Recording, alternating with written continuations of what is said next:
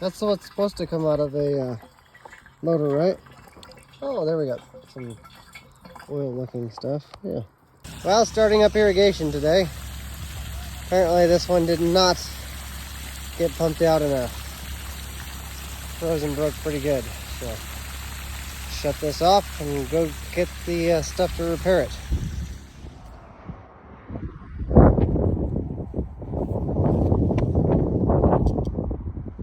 Think Schwab's will tube it? I don't think so.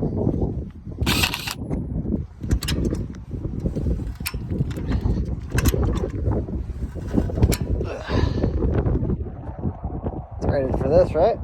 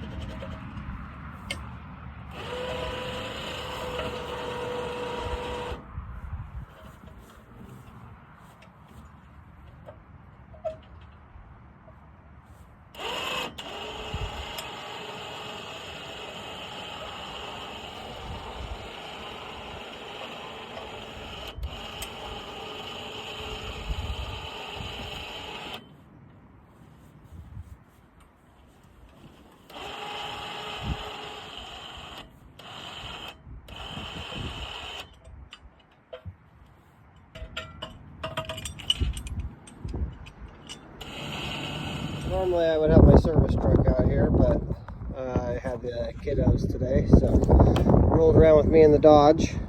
So I've got my little 1,000-watt generator, a little pancake compressor to do the air on the tires, and then we're putting double lock grease in it and pumping it into the gearboxes because they're a little older.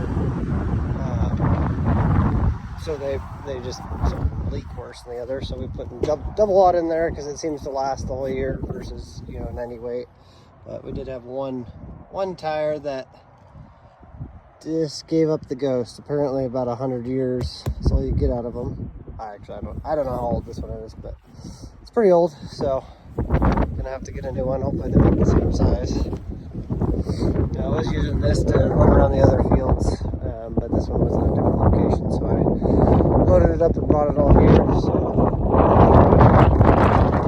checking air pressure, like so this one needs it. So on each tower there's 3 gearboxes. There's the center drive with the electric motor, and then the 2 drives for the tires. There's 2 tires on each tower. This pivot has 7 towers.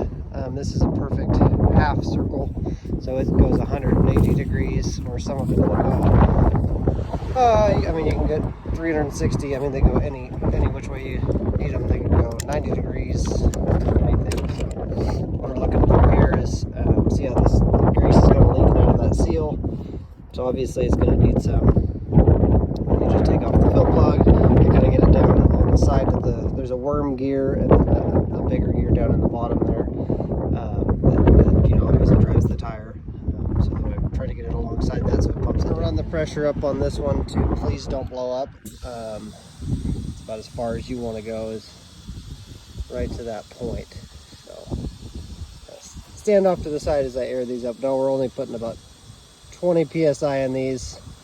They're old truck tires that used to take about 120 psi, but then they got converted to obviously pivot tires.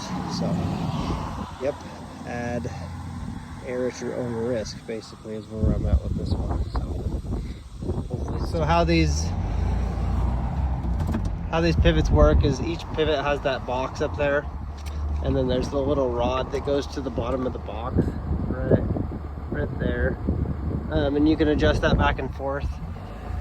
And as the pivot walks to keep itself in line, it uses little micro switches, and I may be describing this slightly wrong. I know just enough to be dangerous. Anyhow, as it walks, it turns those micro switches on and off, you know, basically to tell the next tower to either speed up or slow down. And then the main center tower down there, because this is a center pivot and not a linear, basically there's a timer in there that tells the tower to walk every so often, and that's how you get your inches of, you know, if we were to put a ½ inch down, then it would obviously be slower than if you were putting a ½ inch down. So the slower it walks, the more water it puts. Serious torque on it at one point. It's supposed to be straight. It's not supposed to be like that. But kind of cool looking at least. Thanks for watching. If you want to see more farming videos, please subscribe.